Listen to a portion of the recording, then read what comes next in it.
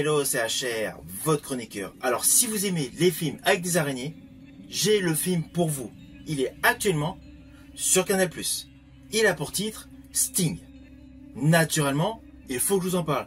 Mais avant cela, n'oubliez pas, si vous n'êtes pas abonné, pensez à le faire, pensez à la petite cloche pour les notifs, et surtout pensez à me mettre en commentaire, tout simplement, votre film préféré avec des araignées. Let's go! It's all my fault. We have to deal with this together. What the? Sting.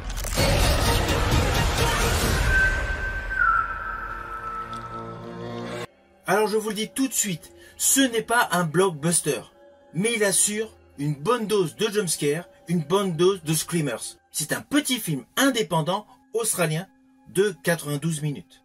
Mais je tiens à préciser que c'est un film totalement efficace, avec l'histoire suivante.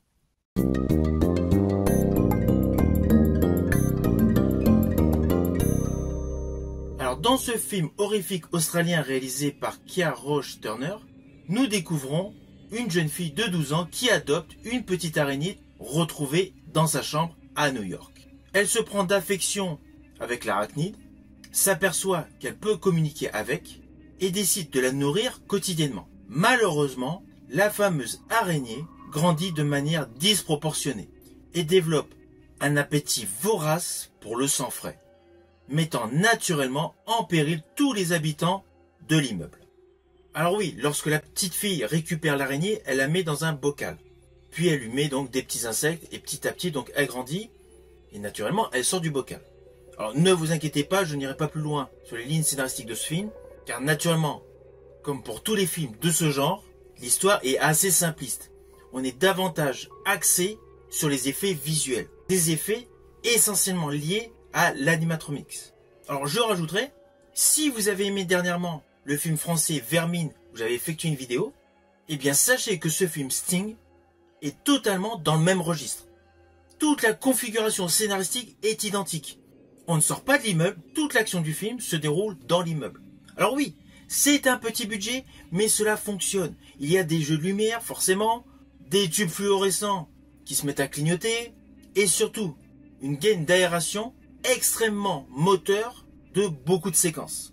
À la différence de beaucoup de films mettant en vedette des monstres, celui-ci a pas mal de notes d'humour, un peu comme jadis Arachnophobie, produit par Amblin Entertainment.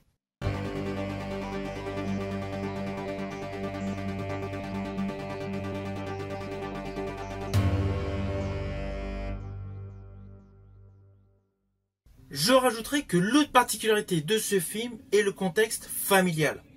Cet immeuble est régi par une femme autoritaire. Forcément, cela joue sur son fils qui doit gérer donc tous les habitants. Et la petite fille est naturellement en manque d'affection, tout simplement à cause de la préoccupation par son travail de son père. Alors perso, le style de séquence que j'ai préféré, ce ne sont pas forcément dans des séquences horrifiques, mais j'ai trouvé cela amusant. Je pense notamment lorsque la petite fille passe dans le conduit d'aération et regarde donc ce que font tous les voisins. Cette mise en situation de la présentation de la vie familiale et tout simplement de la vie de chacun des habitants apporte une plus-value pour nous présenter les personnages.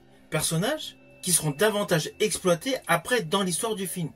Comme notamment le scientifique asiatique qui s'amuse à bouger des poissons à l'aide d'une lumière. C'est un petit plan assez rigolo, mais en fait, ce personnage devient important dans la suite. De ce fait, le petit voyage dans le conduit d'aération à la John McClane assure tout simplement une présentation de tous les habitants où fatalement, ils vont avoir une rencontre avec l'araignée qui aura grandi. Sting.